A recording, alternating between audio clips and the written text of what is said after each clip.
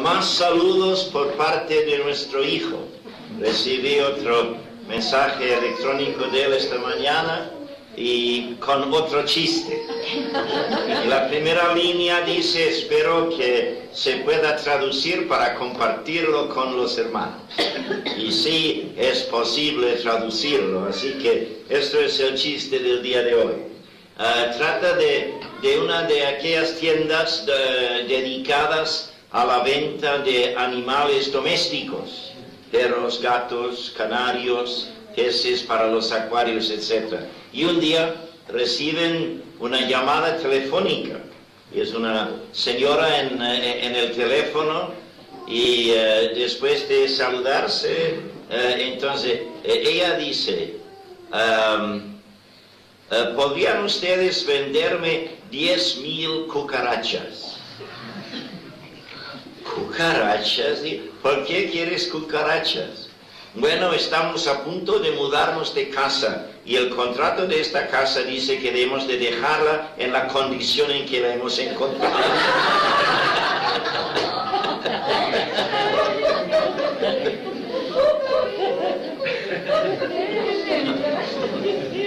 Entonces, gracias a mi hijo que ya hemos podido disfrutar otra vez de la buena risa. Muy bien. Segunda de Timoteo, mis hermanos, capítulo 3. Ayer meditamos en el primer párrafo del capítulo 3, el capítulo 3 de 4. De la segunda epístola a Timoteo, que tiene que ver con los postreros días. Pero no quiero que meditemos de golpe en el resto del capítulo, porque quiero dividir el resto de esta forma. En esta tarde vamos a anotar los versículos 10 al 13 y luego mañana del 14 hasta el 17. Esto nos dejará el capítulo 4 para la semana que viene, para el resto del tiempo. Acabo de preguntar a uno de los jóvenes cómo te van las vacaciones. Muy bien, dijo, pero se pasan muy rápido. Y es verdad, y nos faltan pocos días de esta serie, pero sí hemos encontrado tesoros, por supuesto, en esta epístola de Pablo, la segunda a Timoteo. Muy bien, vamos a leer entonces los versículos correspondientes. Segunda de Timoteo 3, del 10 al 13. Pero tú has seguido mi doctrina, conducta, propósito, fe, longanimidad, amor, paciencia, persecuciones, padecimientos, como los que me sobrevinieron en Antioquía, en Iconio, en Listra, persecuciones que he sufrido, y de todas me ha librado el Señor. Y también todos los que quieren vivir piadosamente en Cristo Jesús padecerán persecución. Mas los malos hombres y los engañadores irán de mal en peor, engañando y siendo engañados. Nuevamente encontramos al apóstol Pablo allí en la cárcel en Roma. No sabe quizás cuánto tiempo le queda aquí en la tierra todavía. Ya vamos a ver que en el capítulo 4 pide a Timoteo que llegue antes del invierno, porque ha pedido que llevara su capa y cree que va a ser demasiado frío en la cárcel. Quiere que Timoteo llegue no solamente para el gozo de estar con Timoteo, sino también para disfrutar del uso de la capa. Pero no sabe si va a estar hasta el invierno, seguro, porque está en manos de sus perseguidores. Aquí está a punto de morir. Y cada palabra de la epístola gana cierto valor extra, diría yo, por el contexto en que se ha escrito esa palabra. Y en estos pocos versículos aquí vemos que el apóstol Pablo realmente está pensando en su vida hasta este momento. Y compartiéndolo con Timoteo, no con cierta nostalgia, sino para el bien de Timoteo, para que Timoteo, o podemos decir para subrayar para Timoteo las lecciones de la vida llevada por el apóstol Pablo. Y aquí tenemos realmente en estos pocos versículos lo que podemos llamar la experiencia terrenal del creyente en Cristo. La experiencia terrenal. Esto ha sido mi vida, dice el apóstol Pablo. Lo va a decir en el capítulo 4 de otro punto de vista. Pero aquí dice, esto ha sido mi vida y tú eres testigo de esto. Porque cuando compartimos la vida cristiana con otros, especialmente con personas con quienes hemos de pasar mucho tiempo, no es cuestión meramente de compartir palabras, sino que ellos vean algo de la realidad de la vida cristiana en nosotros. Y tú lo has visto en mí, dice el apóstol Pablo. No para jactarse de esto, sino para dar gracias a Dios, porque Dios le ha capacitado para esto. Y tenemos aquí, por eso, una descripción de lo que debe ser la experiencia terrenal del creyente en dos sentidos. Primero, por dentro, y segundo, por fuera. El primer versículo aquí, el versículo 10, habla de la experiencia del apóstol Pablo por dentro. Pero lo que ha podido compartir con Timoteo, porque comienza diciendo, pero tú has seguido, me has seguido a mí en estos aspectos. Así que lo que el creyente lleva por dentro no puede quedarse por dentro.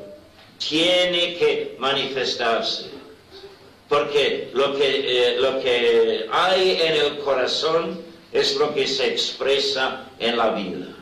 Entonces esto es lo que tenemos aquí en este versículo, la experiencia del creyente por dentro, porque el apóstol Pablo no habla de esto como si fuera únicamente la experiencia suya, sino de todo creyente. Dice, porque tú has seguido mi doctrina, mi conducta, mi propósito, mi fe, mi longanimidad, mi amor y mi paciencia. Facetas de la joya que es la vida cristiana verdadera que hemos de llevar dentro de nosotros, en el corazón de día en día. Y es interesantísimo que comienza con la palabra doctrina. Mucho aquí es subjetivo, pero la doctrina es algo objetivo, es una base firme. Y el apóstol Pablo comienza con esto. La palabra en sí significa enseñanza. Tú has seguido mi enseñanza. Cuando yo te llamé a seguirme en aquel día en Listra, a dejar tu hogar y acompañarme en mis viajes misioneros, yo comencé a enseñarte y tú has seguido mis enseñanzas. Pero sabes muy bien que esto no ha sido como una filosofía o como una religión teórica. No ha sido un conjunto de doctrinas nada más. Ya te has dado cuenta inmediatamente de que toda mi vida se basa en la doctrina. Por eso, mis hermanos, hemos de vivir siempre bien arraigados en la palabra del Señor. Porque todo lo que el Señor tiene para nosotros viene construido por encima de del fundamento que es la sana doctrina. Hoy en día, como la Biblia nos advierte para los postreros días, vienen unas olas fantásticas de doctrinas y de enseñanzas. Y sí, por supuesto, los que llevamos la responsabilidad de algún ministerio de enseñanza, tenemos que arraigarnos más y más en la palabra de Dios para, en primer lugar, para tener la sensibilidad suficiente para discernir los errores y luego para enseñar en contra de ellos. Pero esto no tiene que ver meramente con los líderes, por decirlo así, sino que tiene que ver con todo creyente. Hemos de arraigarnos más y más en la palabra de Dios. Debes tener como individuo un plan de lectura sistemática de la palabra de Dios. Y no para leerla en trozos largos, como si tuviera algún poder mágico que no lo tiene, sino en trozos suficientemente cortos para poder meditar en ellos. Y es bueno también seguir un sistema de estudio. Hay Biblias de estudio ahora, con buenas anotaciones para ayudarnos a entender mejor el texto de la Biblia, para que no nos erremos nosotros mismos, siguiendo nuestras propias ideas. Pero cuidado, porque hay Biblias de estudio de toda índole, y vale preguntar con cuidado antes de comprar una Biblia de estas, por si acaso que en las anotaciones se encuentran envueltas unas ideas muy raras. Pero la doctrina es lo fundamental. No que seamos legalistas, pegados a la letra de la palabra, pero que sí sepamos tener, bueno, estoy como hace la Biblia misma, estoy mezclando dos figuras, fundamento y raíz, porque no estamos como sobre un fundamento construyendo una casa como si fuera algo muerto, sino que sobre una buena raíz el Señor quiere crecernos para que llevemos una vida verdadera. La vida o la experiencia del creyente por dentro tiene que comenzar con su respuesta a la sana doctrina, que se alimente de esto de día en día, y no es posible subrayarlo demasiado, porque esto es nuestra primera defensa contra las mentiras del diablo. Pero tú has seguido mi doctrina y mi conducta, no solamente doctrina, sino conducta a base de la doctrina. Si es interesante que el apóstol Pablo pone primero la doctrina, es todavía interesante que pone conducta en el segundo lugar. Porque se trata, por supuesto, de una conducta basada en la doctrina y una doctrina llevada a la conducta. No es llenar la cabeza de datos, responder a la sana doctrina. No es meramente una creencia intelectual. No es algo que ha de suceder meramente entre las dos orejas. Es algo que tiene que trasladarse de la cabeza al corazón y del corazón a los pies. Porque la conducta a que se trata aquí es la respuesta del apóstol Pablo a lo que ha aprendido de las enseñanzas del Espíritu Santo. Conducta que es consecuencia lógica, razonable, de creer la doctrina. Entonces, tú has seguido mi doctrina, mi conducta, mi propósito. Bueno, no pone mi allí, aunque se toma por entendido, creo que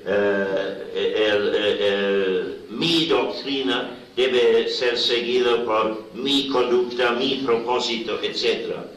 Pero en realidad, aunque el apóstol Pablo puede decir, ya sigues el propósito que yo tengo para mi vida, sin embargo, se toma por entendido que se refiere al propósito que Dios tiene para su vida. Y esa es la diferencia en realidad entre la experiencia del creyente y la experiencia del inconverso. A veces tenemos que sufrir las mismas cosas. A veces tenemos que hacer frente a las mismas crisis, como el vecino inconverso a nuestro lado. Pero la diferencia en nuestro caso es que sabemos que estamos dentro de la estructura del propósito de Dios para nuestra vida. No sufrimos al azar, no sufrimos por casualidad. Si tenemos que hacer frente a algún sufrimiento, es porque Dios en su propósito puede cumplir algún propósito de amor por medio de esto. Entonces entra una seguridad tremenda.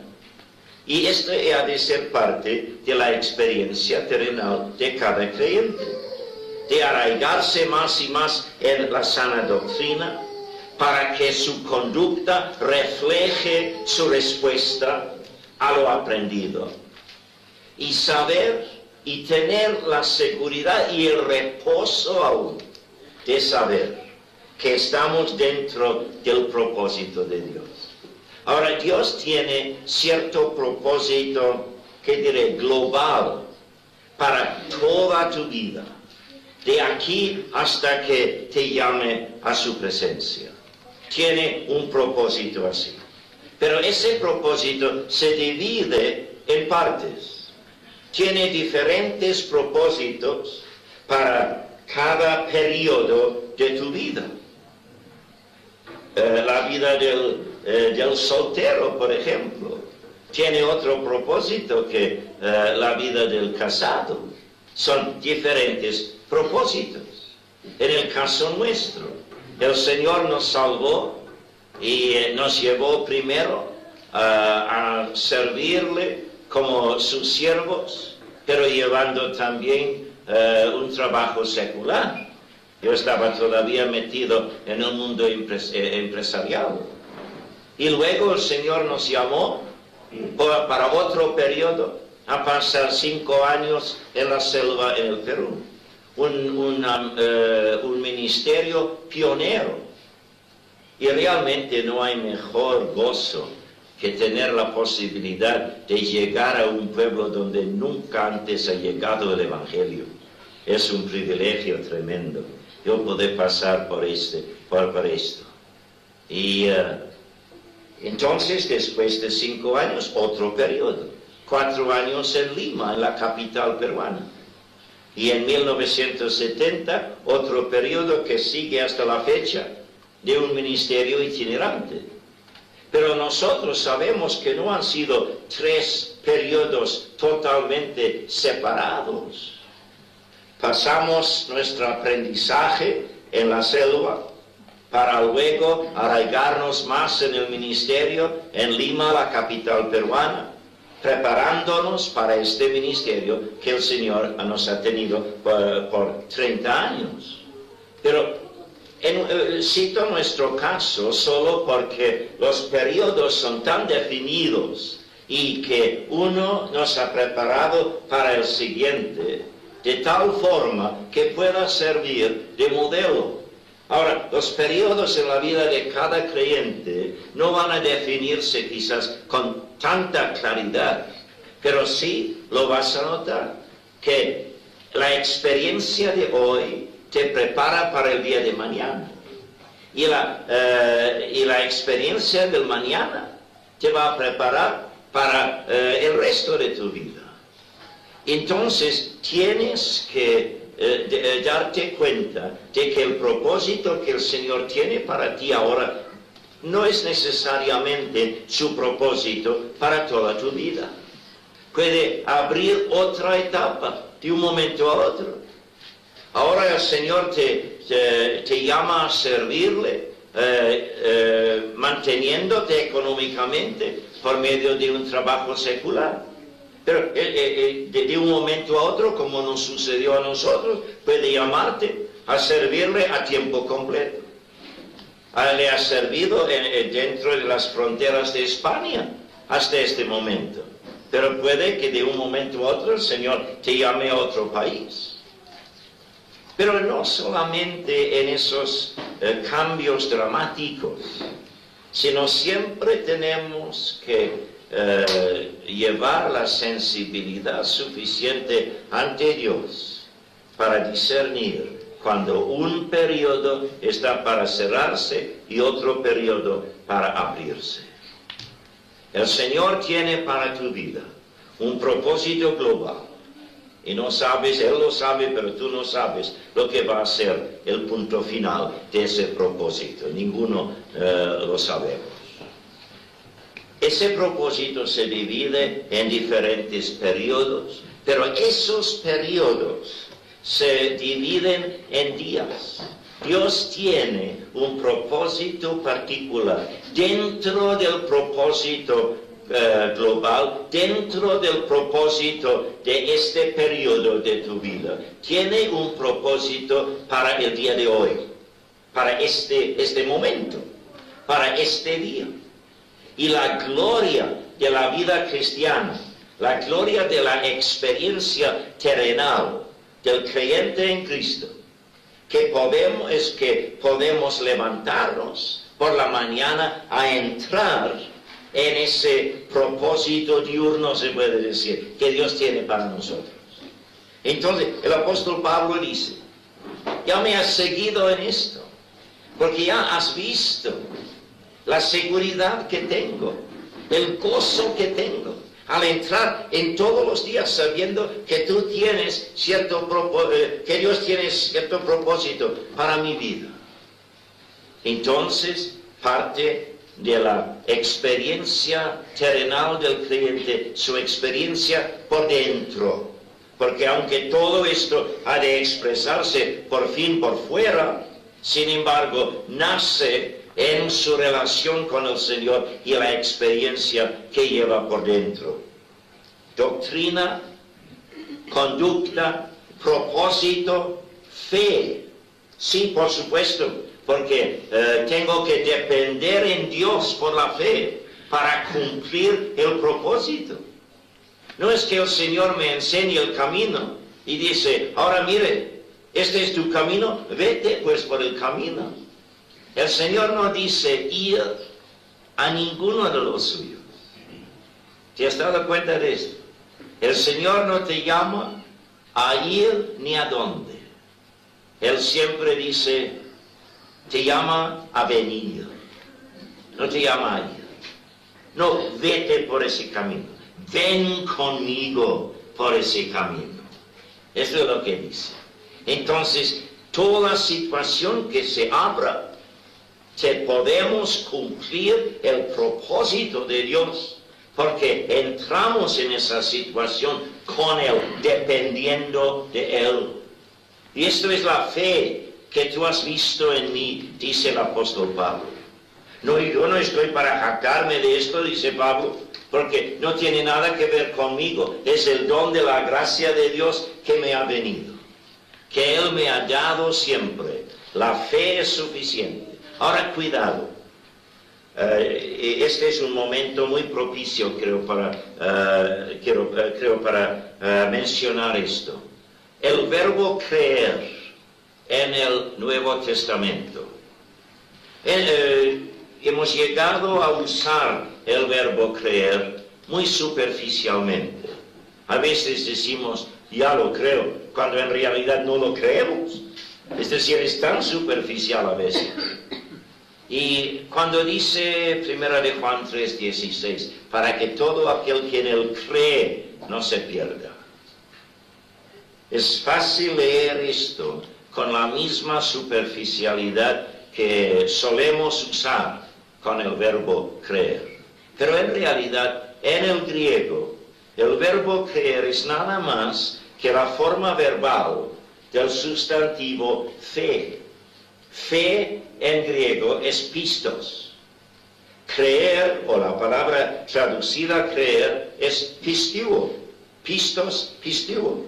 Es que en el latín no existe un verbo que proviene del sustantivo.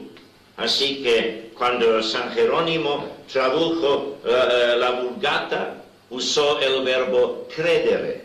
Y de ahí viene creer en el español y aún en otros idiomas modernos, no tan dependientes del latín, usan el verbo correspondiente. Pero cuidado, para que todo aquel que en él cree no se pierda.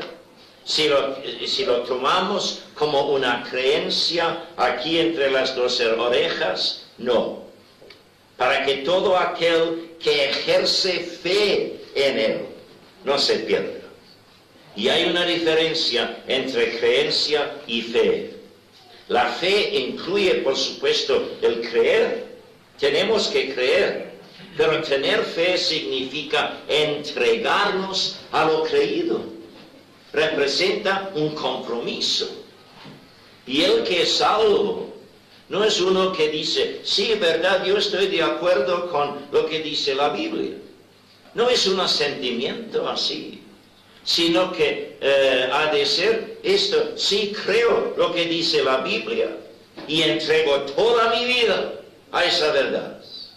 Y esto es lo que Timoteo vio como ejemplo en el apóstol Pablo. Y me ha seguido en esto, dice el apóstol Pablo. Ay, qué gozo le habrá dado a Pablo seguro decir esto. Porque había discipulado a Timoteo. Y verle seguir a al apóstol en su doctrina, en su conducta, en el sentido del propósito de Dios, sí, pero en su entrega a lo aprendido para poder vivir, no dependiendo más de sí mismo, sino dependiendo de Dios. Es parte de la experiencia terrenal del creyente. Somos llamados a vivir por la fe. Vivir por la fe. No entrar en la vida por la fe meramente, sino vivir día tras día dependiendo del Señor a la medida en que nos entreguemos sin reserva, sin condición a su señorío. Esto es la vida de fe. No es meramente una creencia intelectual. Muy bien, sigamos. Así dice, pero tú has seguido mi doctrina, mi conducta, mi propósito, mi fe, mi longanimidad. O si quieres, mi perseverancia. Mi perseverancia. La palabra longanimidad contiene también en el griego la sugerencia de no buscar vengarte contra los que te han herido. Perseverancia, pero no con el deseo de vengarte, no una perseverancia diciendo, bueno, sí estoy dispuesto ahora a perseverar en medio de estos sufrimientos porque tarde o temprano me llegará el día cuando puedo pagar a los que me hirieren. Existe tal perseverancia, por supuesto, en el mundo. Algunos están dispuestos a callarse porque saben muy bien que tarde o temprano llegará su momento. No, la longanimidad cristiana no es así. Perseverar, no por buscar venganza contra los que nos causan los sufrimientos, sino perseverar porque sabemos que aún los sufrimientos forman parte del propósito de Dios. No somos, y sigo repitiéndolo, no somos víctimas de factores secundarios. Estamos en las manos del alfarero divino. Entonces, longanimidad. Y no meramente una resignación, diciendo, bueno, Señor, si esto es tu propósito, lo he de aguantar y por eso ya voy adelante. Esto no es una perseverancia cristiana, sino entrar en el propósito de Dios día tras día, venga lo que venga, sabiendo que tengo el privilegio de seguir la senda del Señor en vez de vagarme por mis propios caminos.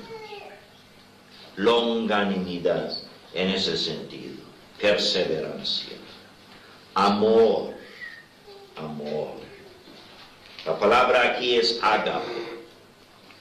Cuando vemos al apóstol Pablo antes de su conversión, no lo vemos manifestando mucho amor.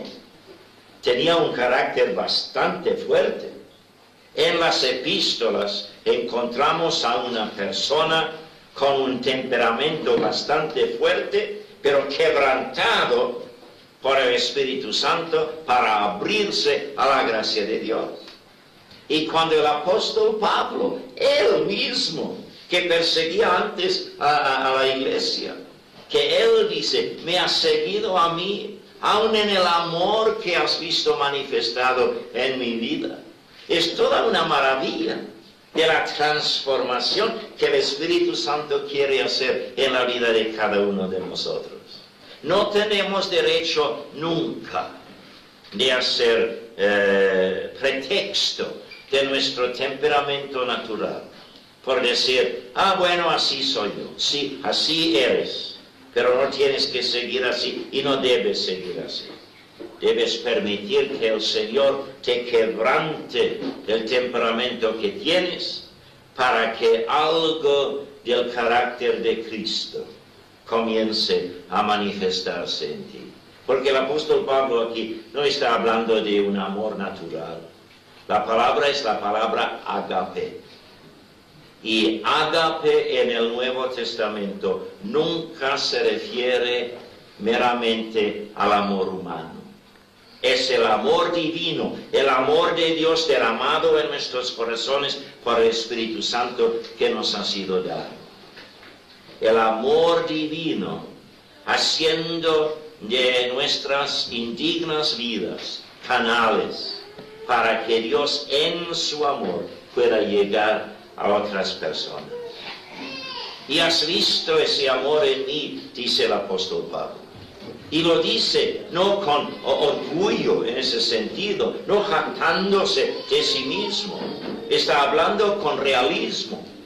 A pesar de lo que sea yo por naturaleza, has visto el amor de Dios obrar por medio de mí. Esa gente, algunos nombrados aquí en esta epístola, que me han hecho difícil la vida vez tras vez. Tú sabes muy bien que he luchado siempre contra mi temperamento para que el amor de Dios por medio de mí llegue donde ellos, sea cual sea el problema que me han causado. Y yo doy gracias a Dios, Timoteo, que has aprendido a seguirme en esto. Amor. Y termina con la palabra paciencia. Casi como anticlímax, ¿no? Doctrina, conducta, propósito, fe, longanimidad, amor, paciencia. Parece como anticlímax aquí, pero no lo es. Porque en realidad es casi imposible traducir adecuadamente el vocablo griego aquí, paciencia. Es la palabra upomone en el griego. Upo es lo que tenemos en la palabra hipodérmico. Una aguja hipodérmica se llama así porque hipo significa debajo de, y debajo de la dermis, debajo de la cutis. Y por eso se llama hipodérmica, esa aguja. Ya no lo has sabido antes, quizá. Algunos me han oído decir esto antes, pero para los demás ya habéis aprendido algo de nuevo esta tarde. Pero así es upo, debajo de. Mone viene de la misma raíz como el verbo meno en el griego, que encontramos, por ejemplo, en Juan 15, que habla de permanecer en Cristo. Entonces, upo debajo de, mone, permanecer.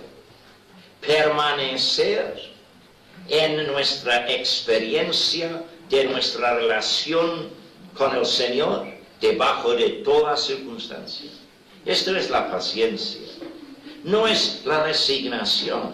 No es meramente la perseverancia que vemos en la palabra longanimidad, sino es mantener el gozo de mi relación personal de amor con el Señor Jesucristo, sea cual sea la situación en que me encuentre.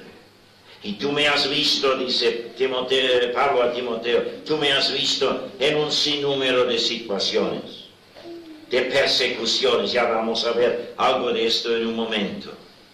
Y tú sabes muy bien que por la gracia de Dios he tenido que mantener sin interrupción mi relación con Cristo bajo toda circunstancia.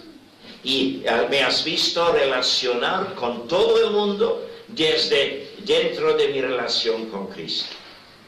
Y esto ha de ser la experiencia terrenal de todo creyente. Ya ves cómo da una descripción de lo que debe ser nuestra vida aquí en la tierra, pero también nos llega como una serie de promesas. Esto es lo que la gracia de Dios quiere producir en la experiencia diaria de cada uno de nosotros. Y no de unos cuantos, no solo de los Pablos de este mundo, de los Timoteos también, y de todo creyente. Entonces esto, la experiencia terrenal del creyente por dentro. Y no tenemos pretexto por no llevar tal vida, porque la tenemos que llevar en medio de tanta oposición. Porque vemos aquí una mención, sí, de la experiencia terrenal del creyente por dentro, pero cuando venimos a los versículos 11 al 13, ya lo vemos, la experiencia por fuera. La tenemos que vivir en un campo de batalla.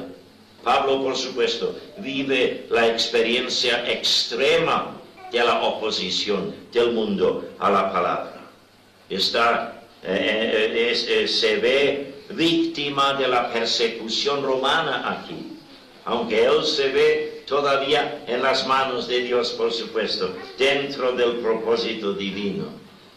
Pero esto no es algo meramente para el apóstol Pablo, porque en el versículo 12 dice, y también todos los que quieren vivir piadosamente en Cristo Jesús padecerán persecución. Todos los que quieren vivir entregados de lleno al Señor tendrán que sufrir alguna persecución, algún rechazo, alguna oposición, llegando de vez en cuando, como a una hora en algunas partes del mundo, llegando de vez en cuando a una persecución extrema, como en el caso del apóstol Pablo aquí, a punto de perderse la vida terrenal por la persecución romana. Hay hermanos en la fe, hermanos nuestros, que aún hoy en día en algunas partes del mundo están sufriendo por su fe.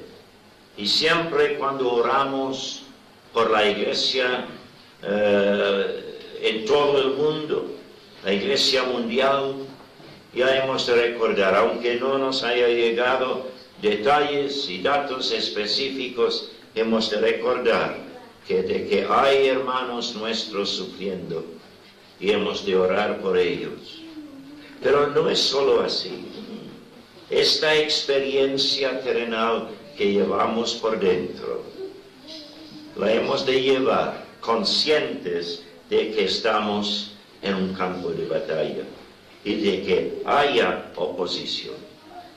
Puedes evitar mucho de esto por seguir a medias al Señor, por no declararte de todo, por entregarte hasta cierto punto, pero no de todo. Pero esto para mí llega a ser una experiencia peor que la persecución, porque llevas por dentro una frustración tremenda. No puedes satisfacer la carne en ti, porque no puedes desenredarte de Cristo, porque Él no te deja en paz. Y no puedes satisfacer el Espíritu en ti, porque el Espíritu en ti quiere entregarse al Señor. Vivir como si fueras ni chicha ni limonada es un sufrimiento continuo. Y por eso no es, a fin de cuentas, ninguna solución. El creyente carnal, el creyente que insiste en evitar algunos de los sufrimientos naturales de seguir a Cristo en este mundo, entonces lleva una vida de las más tristes, realmente.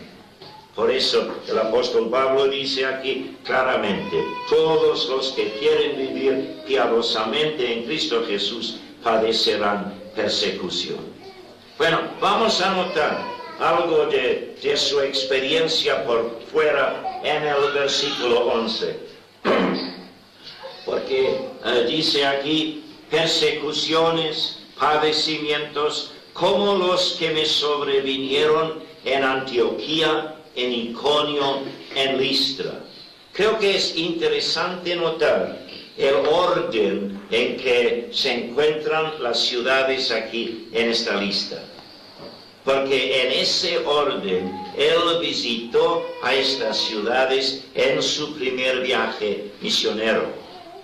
Llegó hasta Antioquía, Iconio, Listra. Y luego de Listra, Iconio, Antioquía y después otra vez Antioquía en Siria, de donde había comenzado. El segundo viaje misionero lo hizo en otra dirección, por tierra, llegando primero a Listra, luego a Iconio, luego a Antioquía. Por eso, puesto que lo tenemos aquí en este orden, nos hace ver que está pensando en su primer viaje misionero. El primer choque que tuvo con los judíos, que no querían aceptar a Cristo como su Salvador personal, los que le hacían huir de lugar en lugar. Y nos dice aquí: esto ha sido mi experiencia desde el principio, desde mi primer viaje misionero. Y llevo ahora muchos años, dice, siguiendo al Señor. Me he encontrado más de una vez en una cárcel, dice, pensando quizás en la cárcel en Filipos, donde él y su compañero se pusieron a cantar en la cárcel, para dar miedo a todo el mundo, porque los carceleros no cantan de gozo, cantan a veces, pero no de gozo, pero él de gozo. Entonces, dice aquí: ¿cómo he podido aguantar todo esto? Porque he sabido que, como creo que fue Jaime Elliot, uno de los 5 misioneros matados por los Aucas en los años 50 en el Ecuador, que escribió una vez en su diario, dijo: Dios tiene un propósito para mi vida terrenal, y hasta que se acabe ese propósito soy inmortal. Es decir, nadie me puede matar hasta que se cumpla el propósito de Dios para mi vida. El apóstol Pablo dice: el Señor me ha librado de todo. ¿Por qué? Porque no ha llegado su momento. Mis tiempos están en sus manos, dice. Yo no soy víctima de los enemigos. Entonces sí, por fuera tengo que experimentar mucha oposición. La gente se ríe de mí, se burla de mí. La gente a veces se enoja de mí cuando yo me pongo fiel a la palabra, porque la palabra que predico crea y cría convicción en ellos, y por eso se oponen. Sin embargo, dice, el Señor me ha librado de todo. De todas estas experiencias pasadas me ha librado el Señor. Pero creo ahora, dice, que ha llegado el momento cuando he terminado mi ministerio. Ahora tengo que dejar la promulgación del Evangelio en manos de otros, el establecimiento de iglesias en manos de otros. como en tus manos, Timoteo. Pero ahora, como antes, hacia frente a la vida, en la confianza de estar en el propósito de Dios, ahora puedo hacer frente a la muerte con la misma confianza. Aunque dice, tú también tienes que reconocer que a veces las persecuciones se aumentan y se van a aumentar en los años siguientes. Y por eso dice aquí en el versículo 13, mas los malos hombres y los engañadores irán de mal en peor, engañando y siendo engañados. Y por eso, Timoteo, acuérdate de mi vida. Porque esto es la lección, dice a Timoteo. Esto es la lección que puedes aprender de mi vida. Tú vas a aguantar la experiencia por fuera a la medida en que te profundices en tu experiencia por dentro. Esta es la relación entre la experiencia por dentro y la experiencia por fuera. Vas a aguantar. Por ejemplo, hay creyentes siguiendo a medias al Señor y viene alguien a burlarse de ellos por su fe y se sienten desalentados enseguida. Pero el creyente consagrado de veras al Señor, consagrados a esas facetas de la joya de la vida cristiana que vemos en el versículo 10, vienen los burladores, vienen las oposiciones, y él, por saber que puede mantener la realidad y el gozo de su relación de amor con Cristo, venga lo que venga, sí, por supuesto, se siente afectado, porque no queremos ser burlados, por supuesto, y no queremos sufrir por la fe, no es que lo busquemos. Sin embargo, no nos desalentamos, lo aguantamos sabiendo que a fin de cuentas mayor es el que está en nosotros que el que está en el mundo. La experiencia terrenal. Sí, muchas veces la parte negativa se encuentra por fuera, pero la gloria de la vida cristiana aún aquí en la tierra es la vida que llevamos por dentro, que llevamos con el Señor. Y un día muy pronto el Señor nos llama a su presencia. Quizás algunos, si el Señor no viene antes, como en el caso del apóstol Pablo, por medio de los portales de la muerte. Pero si el Señor viene antes, nos va a llamar a su presencia. Y allí lo que ahora llevamos por dentro, como solo primicias de lo que nos espera en la gloria, va a transformarse en la abundancia de la bendición del Evangelio de Cristo. Gloria a su nombre. Amén. Oremos, hermanos, oremos. Nuestro Dios y nuestro Padre, gracias te damos por las glorias que encontramos en tu palabra, por las visiones gloriosas de tu propia belleza, de la hermosura de nuestro Dios. Y aunque no puedes describirnos en detalle lo que será la vida en la eternidad, porque no podemos comprender esa otra dimensión de vida, sin embargo, en tu palabra encontramos suficiente descripción de la herencia que nos espera para poder llenarnos de gozo al contemplar nuestro futuro eterno. Pero Padre, nos das tu palabra no para que soñemos con tales visiones, no para llenarnos de visiones y de ensueños, sino para hacernos también realistas, porque tu palabra nos llega con un realismo tremendo, aplicándose a la vida diaria que hemos de llevar con realismo aquí en la tierra. Y Padre, Si miráramos solamente las oposiciones que nos esperan aquí en este mundo por ser tuyos, por supuesto pronto nos desalentaríamos. Pero nos llamas en primer lugar a darnos cuenta de las bendiciones que nos esperan dentro de nuestra relación contigo, una vida fundamentada en la sana doctrina que viene por medio de tu propia revelación, nosotros respondiendo a ella con la conducta pertinente, va dentro de la seguridad de llevar nuestra vida dentro de la estructura de tu propósito para nuestra vida, dependiendo de ti por la fe. Y por eso, pudiendo entrar en toda situación, sea cual sea, con la verdadera perseverancia producida por el Espíritu Santo, canales de tu amor, aun hacia los que nos persiguen.